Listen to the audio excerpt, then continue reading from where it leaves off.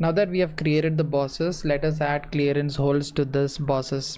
Alright, so as I mentioned in the previous video, we will be adding a 632 clearance hole for these bosses, and a tap hole will be in the motor cover. Alright, so I'll just go to the hole option over here, and I'll just first select the surface where I want the hole to be. Let me just try to reduce the diameter. Now I want the hole to be coaxial with the axis of this cylinder. Alright, so I'll just click on coaxial.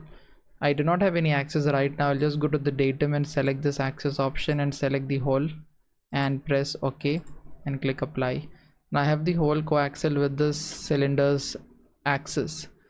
I'll go to the standard holes, and from UNC I'll be selecting 632, and this will be a clearance hole, so the diameter is automatically adjusted for the clearance hole. And I'll just press OK. Now you can see the data of this hole being written over here. Alright, now I can just simply select the hole and click on pattern, and I can just go to maybe point pattern and go to references, add points on these two surfaces. I'll just go to references again. I'll be getting the center points, and I'll just go to the point, add a point over here and here, and just press OK and press OK.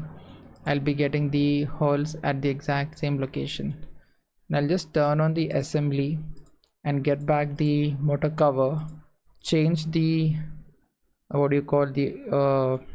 section, and you can see the clearance hole over here with the support ribs over here. In the next video we'll be working on the motor cover. First we will be adding the holes and other features that help us to accommodate the motor and PCB and the battery in this cover itself.